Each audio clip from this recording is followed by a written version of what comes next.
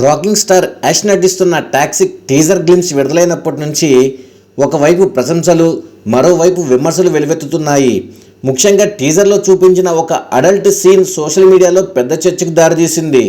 కుటుంబంతో కలిసి చూసే సినిమాల్లో ఇలాంటి బోల్డ్ సీన్స్ అవసరమా అని కొందరు నెటిజన్లు ప్రశ్నిస్తూ ఉండగా, ఈ క్రమంలో యష్ గతంలో ఇచ్చిన ఒక పాత స్టేట్మెంట్ ఇప్పుడు నెట్టింట వైరల్గా మారింది. నా తల్లిదండ్రులతో కలిసి చూడలేని సన్నివేశాలు ఉన్న సినిమాలను నేను అసలు చేయను అని యాష్ ఒక కన్నడ టెలివిజన్ ప్రోగ్రాంలో చెప్పిన మాటలను నెటిజన్లు ఇప్పుడు బయటికి తీశారు.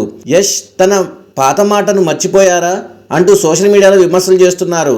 టాక్సిక్ టీజర్లో కనిపించిన ఘాటైన సీన్లకు యష్ గతంలోనే చెప్పిన విలువలకు పొందడం లేదని కొందరు కామెంట్స్ చేస్తున్నారు. అయితే దర్శకురాలు గీతా మోహన్ దాస్ ఈ చిత్రాన్ని పూర్తి డార్క్ షేడ్లో తెరకెక్కిస్తున్నారని, కథపరంగా ఆ సీన్లో అవసరమై ఉండొచ్చని యష్ అభిమానులు సమర్థిస్తున్నారు.